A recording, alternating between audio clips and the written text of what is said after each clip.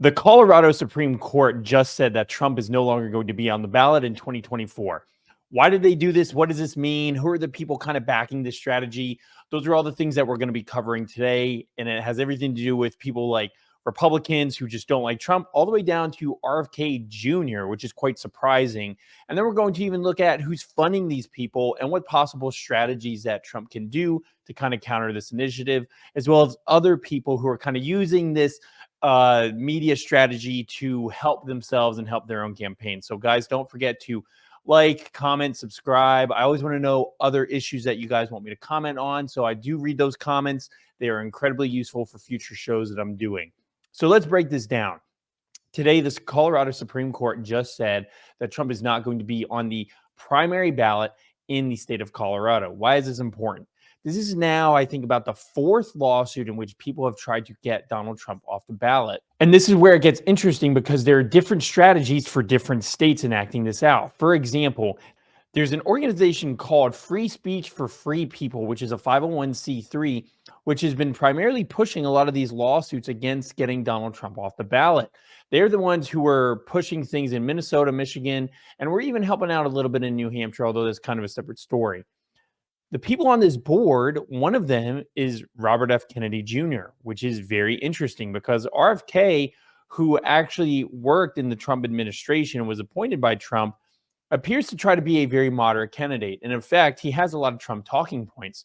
So isn't it fascinating that as he drops out of the Democratic primary and becomes an independent, is now potentially one of the big backers behind trying to get Trump off of the ballot?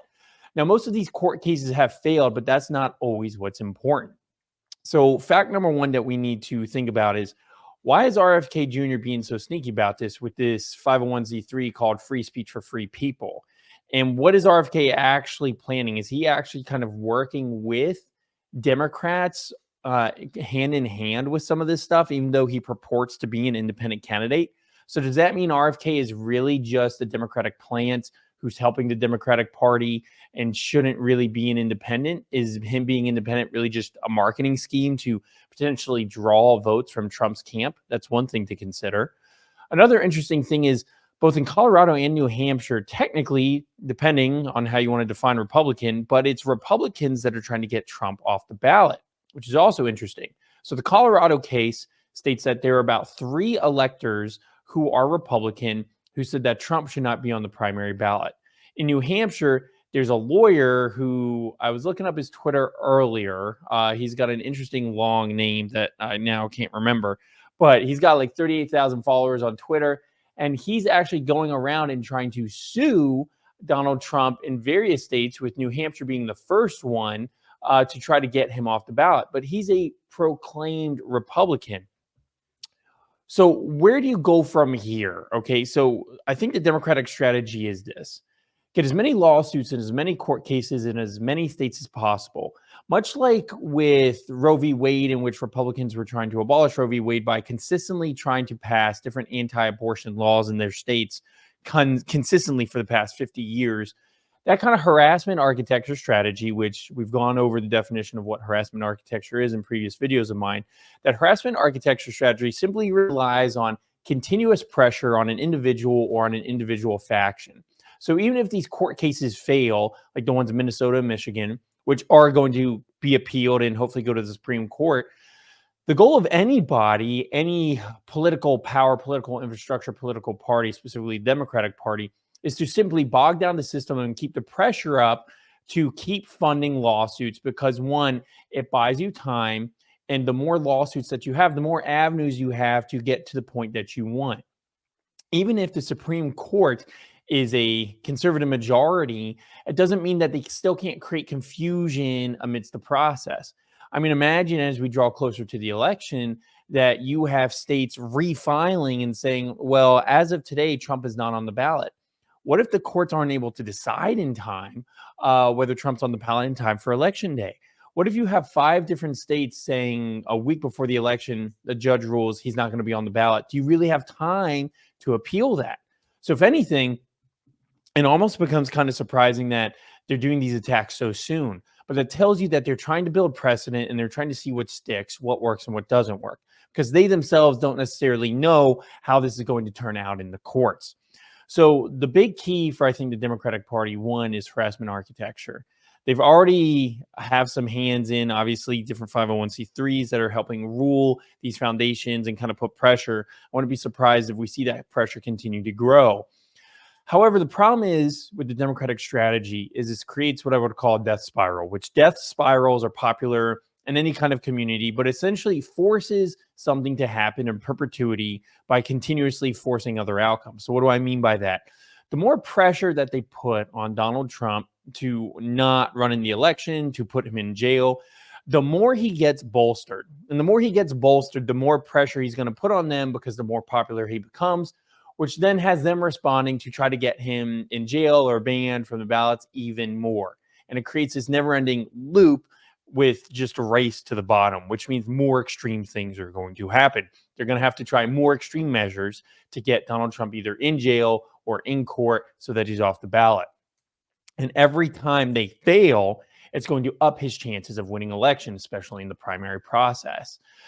The only thing that I could think that they're doing is trying to drain his funds, which essentially that is what they are doing. He has had to spend a lot of his election and campaign and PAC money just simply defending people in court. And that is one strategic tactic, because money definitely matters. However, if you remember in 2016, Hillary Clinton outfunded Donald Trump 3-1, and he still beat her.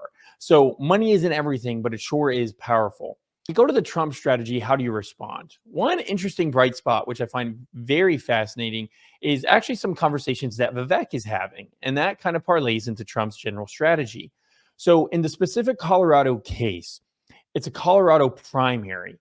And Vivek has already stated that if Trump is not on the primary ballot in Colorado, he will not be participating, and he will encourage other Republican presidential candidates to also not participate, because otherwise they're saying Trump deserves to not be on the ballot, and that this is a rightful act by the Supreme Court of Colorado.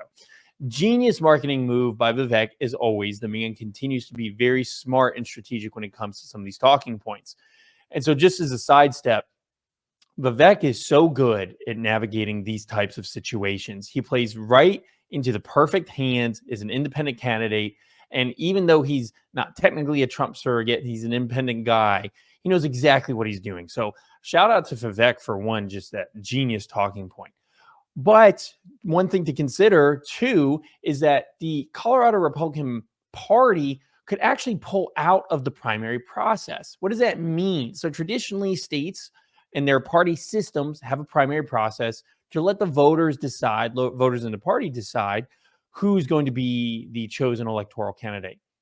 But if the party decides we're not going to have a primary anymore, what does that mean? Well, that means it's up to caucus or assembly, which is essentially a way of insiders within the party negotiating who they want the chosen person to be to represent them to win the effective primary, which means if Trump gets banned from the Colorado primary process, the Colorado Republican Party could simply say, we're dismantling the primary process altogether and caucus and just place in Donald Trump as their representative.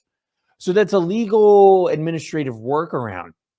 And you could do that in other states depending on the rules for that state. And of course, rules can always be amended. But that goes to show you that the Democrats aren't necessarily thinking this strategy entirely through.